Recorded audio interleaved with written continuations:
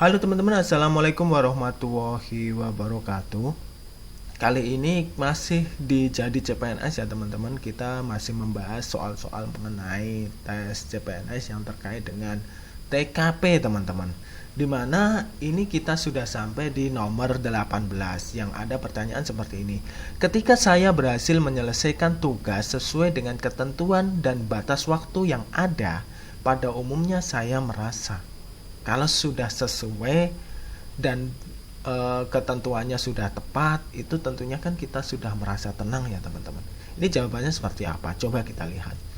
A. Usaha yang saya lakukan sudah maksimal. Oke, iya maksimal. Terus hasil yang diperoleh telah sesuai dengan usaha yang saya lakukan. Oke. Hasilnya belum memuaskan. Masa sih belum memuaskan? Karena ketika saya berhasil menyelesaikan tugas sesuai dengan ketentuan dan batas waktu yang ada, pada umumnya saya merasa. Ini tanda tanya. Ini tanda tanya, hasilnya cukup memuaskan. Ini ada kata-kata cukup, itu cenderungnya itu jangan dipilih teman-teman. Karena kata-kata cukup itu adalah kata-kata yang bimbang. Dia tidak mengkonotasikan bahwa dia benar dan juga tidak mengkonotasikan bahwa dia salah. Maka jangan dipilih kata-kata cukup seperti ini. Usaha yang saya lakukan belum optimal. Nah, kalau berkata belum seperti ini, itu tandanya kita mengakui bahwa kita masih ada kekurangan. Ini ketika saya berhasil menyelesaikan tugas sesuai dengan ketentuan dan batas waktu yang ada. Ini artinya apa teman-teman? Di sini ada usaha yang saya lakukan sudah maksimal. Ini kita merasa tinggi. Kita merasa sempurna. Bahwa kita dalam suatu pekerjaan itu diminta atau diharuskan atau diwajibkan atau dianjurkan jangan berpuas diri. Itu yang kita garis bawahi. Hasil yang diperoleh telah sesuai dengan usaha yang saya lakukan. Dan antara A dan B ini adalah konotasinya berpuas diri atau konotasinya tinggi. Nah, ini C dan D ini konotasinya adalah bimbang. Yang E ini kok ada berdiri sendiri dan konotasinya adalah merendah. Walaupun kita sudah berbangga dengan apa yang kita capai, tapi jangan pernah kita menunjukkan rasa kebanggaan itu. Cara orang itu low profile. Seperti itu teman-teman. Terus yang berikutnya ada di nomor 19. Menghadapi tugas yang monoton dan membosankan, saya akan A. Bekerja dengan cukup banyak selingan sehingga tidak bosan. Cukup banyak selingan, apakah ini baik? Ini tanda tanya besar. Berusaha keras mengerjakan tugas tersebut dan mengatasi rasa bosan, ini baik karena ini mengatasi rasa bosan. C. Berusaha terus bekerja menyelesaikan tugas tersebut, ini baik. C. Berusaha terus menyelesaikan, mencari tugas baru yang lebih menarik. Tadi aja belum selesai, kenapa kita mencari tugas baru? Yang E. Menyelesaikan tugas tersebut secepatnya meskipun hasilnya kurang baik. Ini kalau bisa kita itu mencari yang cepat tapi hasilnya baik. Berarti ini ada 3 jawaban, A, B, dan C. Yang A itu bekerja dengan cukup banyak selingan, ini kita coret karena itu kurang baik.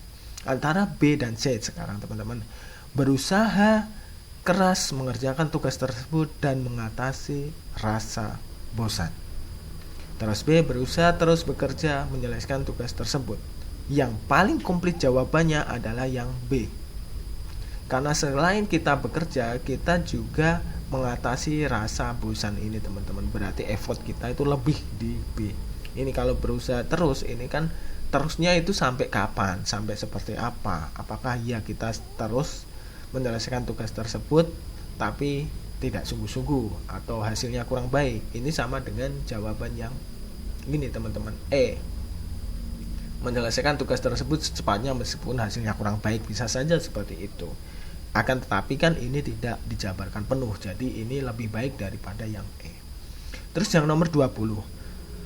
Suatu kepanitiaan sedang membicarakan berbagai topik kegiatan sebagai salah satu anggota saya. Ini kalau di dalam kepanitiaan atau kelompok, sebaiknya kan kita ikut andil atau ikut berpartisipasi. Akan tetapi ini jawabannya seperti apa? A. Mengambil bagian ketika situasi memaksa. Kalau ada sifat-sifat memaksa ini kan cenderung kurang baik, teman-teman. Jangan dipilih. Terus B. Lebih baik mendengarkan saja. Ini juga tidak baik karena kita tidak proaktif. C. Mengambil bagian dalam setiap topik pembicaraan meskipun bukan bidang saya. Ini bisa kita mengambil bagian soalnya. Terus D. Mengambil bagian dalam setiap topik pembicaraan yang sesuai dengan bidang saya. Ini proaktif dia, tapi dia cenderung pilih-pilih.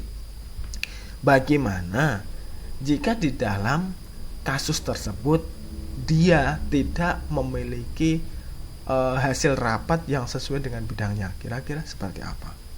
Maka yang paling tepat di dalam suatu kepanitiaan seperti ini adalah mengikuti alur dan tetap berpartisipasi. Walaupun itu bukan bidang dia, tapi ketika dia mengikuti alur, berpartisipasi, maka dia akan mendapatkan wawasan yang lebih.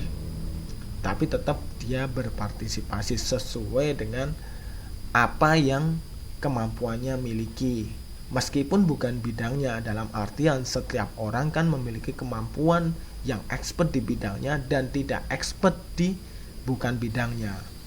Artinya dia tetap mengikuti walaupun dia kurang memahami atau kurang mengikuti suatu alur, dan bisa belajar lebih nantinya. Seperti itu teman-teman.